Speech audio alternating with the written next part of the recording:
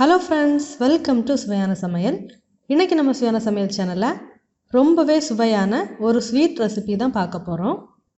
சுவையான சமையல் சேனலை நீங்க இன்னும் சப்ஸ்கிரைப் பண்ணலனா சப்ஸ்கிரைப் பட்டனை கிளிக் பண்ணி சப்ஸ்கிரைப் பண்ணிக்கோங்க.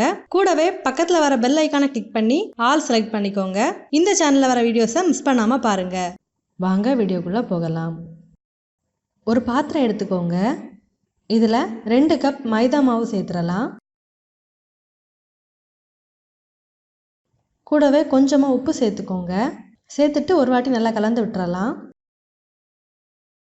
இப்போ இதில் 1/4 கப் எண்ணெய் சேர்த்துக்கோங்க. சேர்த்துட்டு இதை நல்லா மிக்ஸ் பண்ணி எடுத்துடலாம். பாருங்க, எண்ணெய் சேர்த்து மிக்ஸ் பண்ணதுக்கு அப்புறமா மாவு இந்த மாதிரி நல்லா சாஃப்டாக வரும்.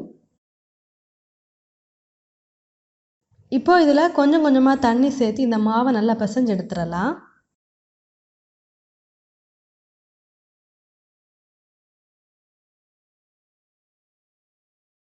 இந்த மாதிரி நல்லா சாஃப்டாக பிசைஞ்சு எடுத்துக்கோங்க. இப்போ இதில் ஒரு மூடி போட்டு இதை 2 மணி நேரம் அப்படியே ஊற விட்டுறலாம். இப்போ ஒரு பாத்திரம் எடுத்துக்கோங்க. இதில் 1 கப் சர்க்கரை சேர்த்துடலாம். கூடவே 1 கப் தண்ணி சேர்த்துக்கோங்க.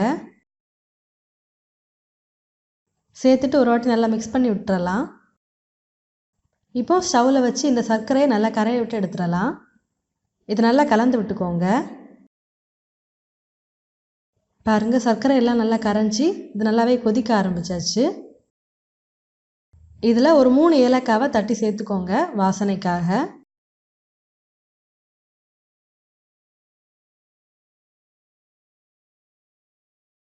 ஒரு கம்பி பாகு பதம் வந்ததுக்கு அப்புறமா ஸ்டவ் ஆஃப் பண்ணிடலாம்.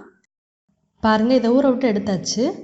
இப்போ இந்த மாதிரி கொஞ்சமாக மாவு தூவி விட்டு இதை மறுபடியும் ஒரு வாட்டி நல்லா பிசைஞ்சு எடுத்துடலாம்.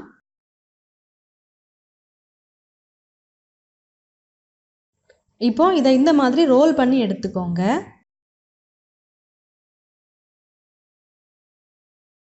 இப்போ இதை இந்த மாதிரி துண்டுகளாக கட் பண்ணி எடுத்துக்கோங்க.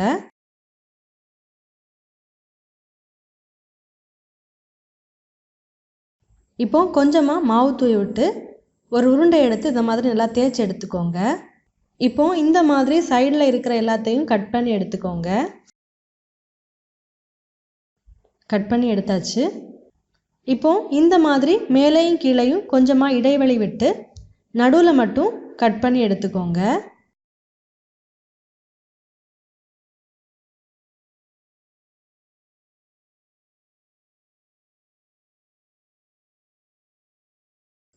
கட் பண்ணி எடுத்தாச்சு. இப்போ கையில் கொஞ்சமாக தண்ணி தொட்டு இந்த மாதிரி 2 பக்கமும் வச்சுக்கோங்க. வச்சதுக்கப்புறமா இந்த மாதிரி இதை மடித்து எடுத்துடலாம்.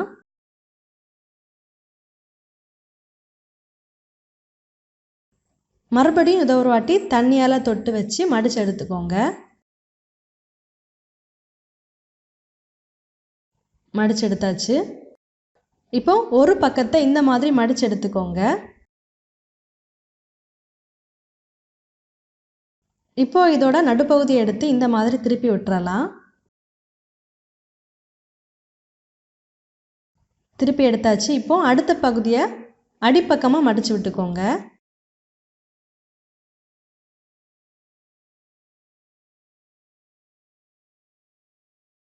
அவ்வளோதான். இந்த மாதிரி எல்லாத்தையுமே செஞ்சு எடுத்துடலாம்.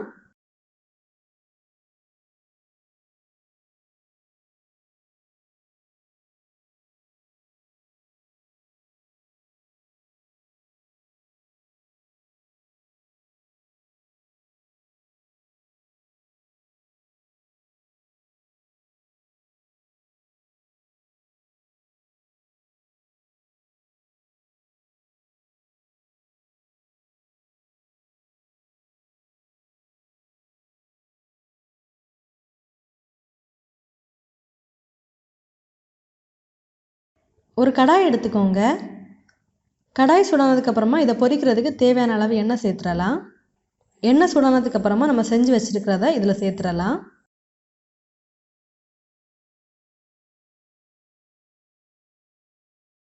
ஒரு பக்கம் ஃப்ரை ஆனதுக்கப்புறமா இதை திருப்பி போட்டு ஃப்ரை பண்ணி எடுத்துக்கோங்க.